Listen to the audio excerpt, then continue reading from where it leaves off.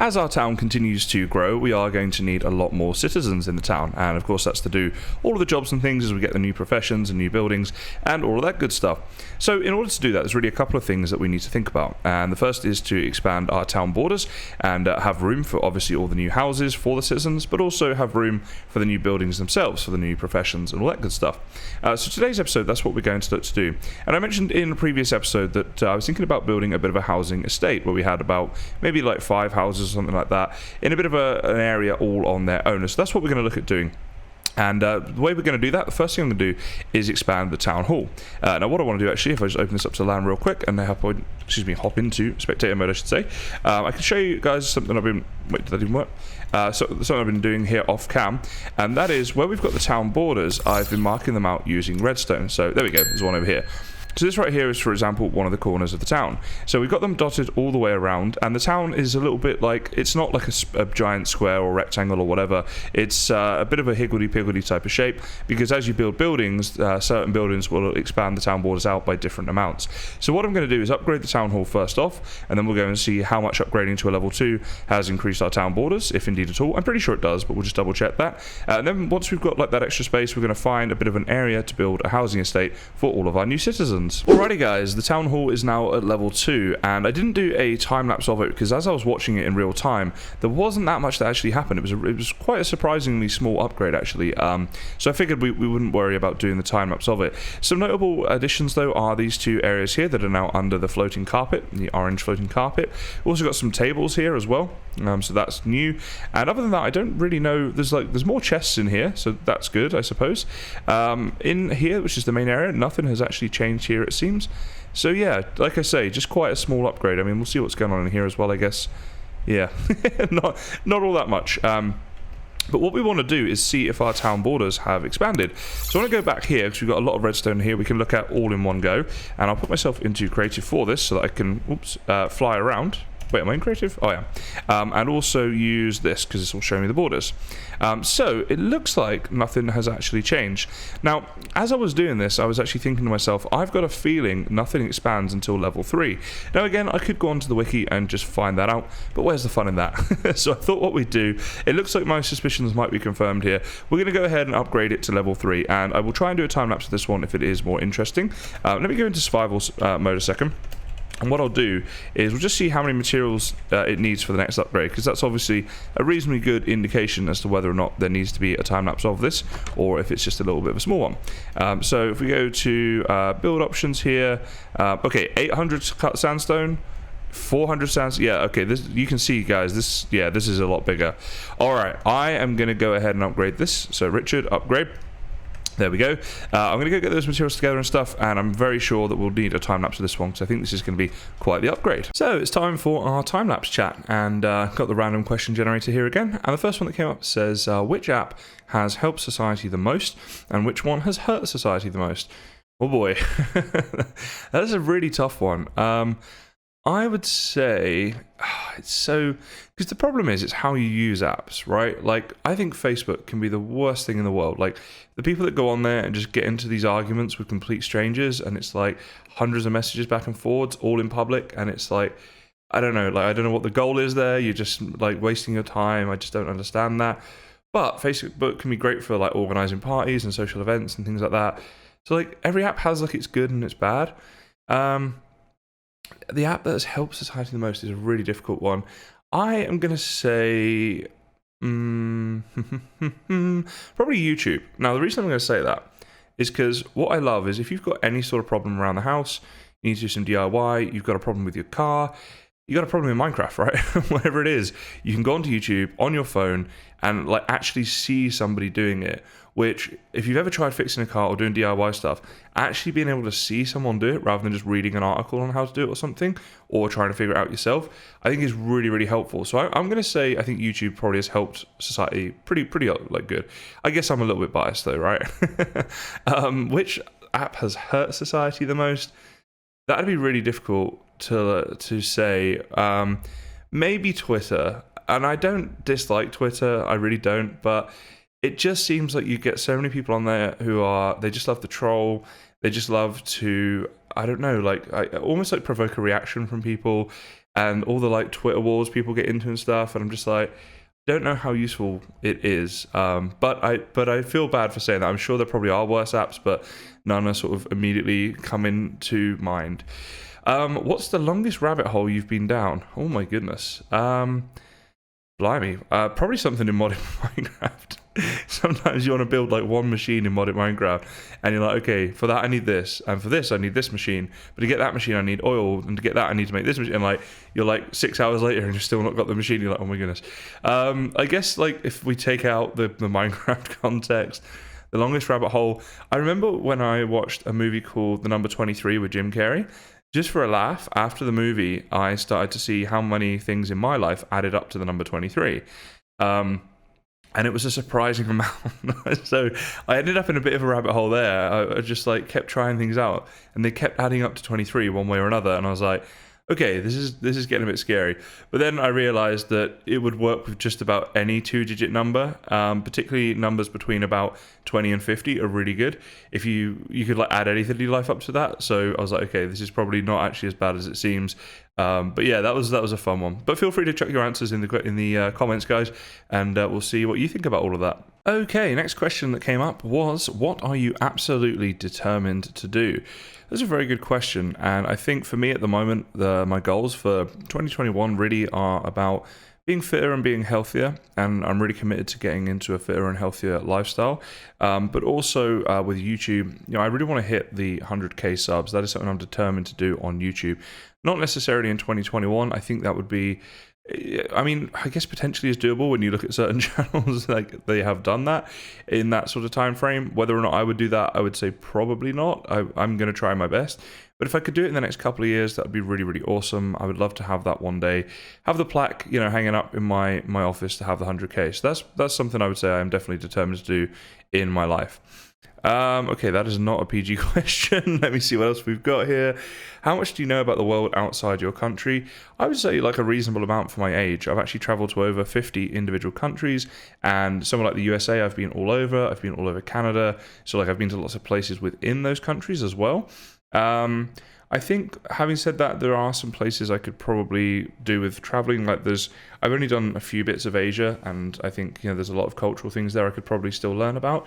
I haven't been to India, and again, that would be a really interesting experience, I think. But yeah, I think I would consider myself to be reasonably well travelled for my age, and I enjoy travel very much. I hope to do a lot more of it, although obviously the way COVID is going, it might be a little bit of time before I can do that again. I guess we'll have to see about that. But what about you guys? Are you fans of travel? And if so, where would you like to travel next when you get the opportunity, hopefully later this year? Well guys, if the upgrade from the level 1 to the level 2 town hall was a little bit modest, the upgrade from level 2 to level 3 is anything but. This is quite the upgrade, and I'm sure a relatively long time lapse as well. So looking around, we now have basically an entire second level to this thing, which is very cool. I have to say this building is a really good looking building, as you would hope for a town hall, sure, but I definitely feel they've delivered here. So we're going to hop into survival mode, and we're going to go have a little look through this, because it's going to be quite a thing to look at, I would say.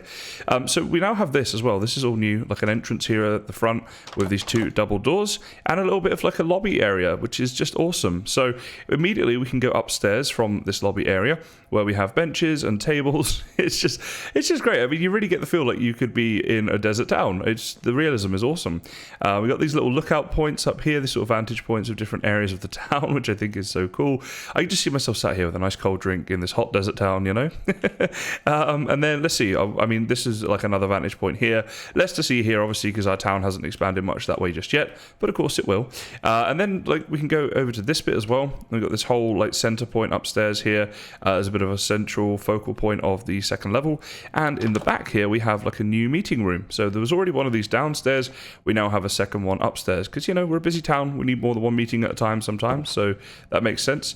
Of course, it's a symmetrical build, so we can of course go back around this side as well and end up back in the lobby area. As for the downstairs, just through these doors here, as you can see, we've got a bit of a town hall building. Now this meeting room is now smaller than it was before, sure, but we have the one upstairs as I just showed you. And yeah, so this is where the town hall building lives, and there's a few extra things in here with the bookshelves and stuff. And on the downstairs, while we're here, you've got some more tables and chairs and things. Let's have a look and see what's in these rooms. So in this one here, Oh yeah, okay, more tables and chairs and desks and beds and stuff like that. So the other side will no doubt be the same. And let's see what's in this back room too. Okay, storage in this back room. I don't know if this really gets used, but yeah, there we go. It's there anyway. So, and then we've got like this area here as well, more seating and stuff. It is a really cool town hall building. I really, really do like this. What do you think, guys? Let me know your thoughts down in the comments. So let's have a little look as well if we go into creative mode and just see if I was right about the town borders being bigger. I actually think I was wrong because I got a message in chat. Is it still here? All land within 2 chunks of the town hall has been claimed. So yeah, it didn't expand our borders at all as it happens. I guess the thing with that is it's I think this is like a new mechanic for Minecolonies now, where they do it around the buildings you build rather than like the town hall expanding all borders. So if we would have come out here and build a building like in this corner, then these borders would expand outwards, and I think the sort of amount they expand outwards will depend on the level of the building and type of building and stuff like that. So yeah, as I say, I like to experiment, I like to have fun, play around with these things, but on this occasion, we didn't get the result that I thought we might have. So the next thing to do is I want to look at where we're going to put this housing estate, and we're going to get started on it today. I don't think we'll finish it today because it is going to be quite a big project, but getting started on it will be pretty cool. Part of me was like, we could take this mountain down and do it here. Another part of me was like, I don't want to take a mountain down every episode. So I'm going to have a think about it and figure something out as to where we're going to place it, and that'll be the next thing we start on. So I think a good location is actually going to be over here. The town hall is just over this hill here, as is sort of the rest of the town, and sooner or later we are going to have to expand this way because there's just too much space here to not use up. So what I thought I would do is actually build a guard tower down here, and then that should hopefully increase the borders. We're going to get it right up against the borders here, and also it might actually be a nice centerpiece for this little sort of town that we're going to be doing here. The reason for that is because it'll be right in the center with all the houses around it, and obviously it is good to protect your citizens, so I thought that could be nice.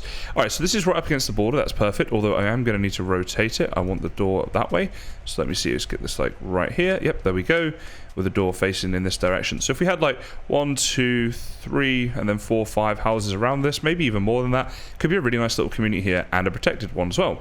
So I'm going to go ahead and tick that. I'm going to get this built, and we'll see how the borders are increased after that's happened. So the guard tower is now built, and as you can see, our borders have indeed expanded. So guard towers are a fantastic way to expand your town. This is, you know, quite a big expansion, to be fair, and the nice thing about it is we should easily be able to have our little housing estate around this. So the houses are going to go in like a this way direction like this, around like here, and then as I say, they'll be protected by this guard tower, and we can even look to build like a bit of a wall around them as well, so that all the citizens living here will be well protected. Because if we do have, say, 5 houses around here, once we get them all to level 5, that'll be 25 people plus the guard. That's 26 people in this little area, so it's a good way to sort of protect our citizens. So that's the next thing. I'm going to need to go and get some houses built. I'm going to go and get a load of sand first and get all this on the same level. You can see just down here it goes down a little bit, so we'll go and flatten a load of area here, so it's all on the same level, and then we'll get our houses being built, and our first little housing estate will be underway. I've gone ahead and put down a little marker for where each of the 5 houses are going to go, and you can kind of see a little bit better what I was talking about now with this guard tower as a central point, and then those 5 houses there going around the outside. Of course, once that's done, we can also make the inside look a bit prettier and all of that sort of stuff. So what I'm going to do is just get into building some of these now. We probably won't build them all today, but this will be a little housing development that will just, well, develop over time, and somewhere for all of our citizens to live. So I thought it was kind of a nice idea. Also in the future, I did think we might even be able to potentially expand this, so maybe have some like parks and stuff like that out the front, maybe some of the decorations you get from the Minecolonies buildings. So plenty of things we could be getting on with here, and hopefully this will be a nice way of getting all of our citizens housed. There it is, guys, our little housing estate is complete. Let's have a little fly down here and have a little better look at this, shall we? Obviously these are all level 1 houses right now, so when I say complete, it's not, you know, complete, because we want to get all of this to level 5 eventually, right, including obviously the guard tower in the middle. But you can see the general idea here. Now these houses, there's a lot of space between them. Once they'll get to level 5, there'll be less space between them. It's just a case of, at the moment, because they're quite small, so the footprints come out a couple more blocks on either side, but there'll still be like space to walk around here. And what I've also done is taken down a good chunk of this mountain because I needed something to do while all this was being built, right?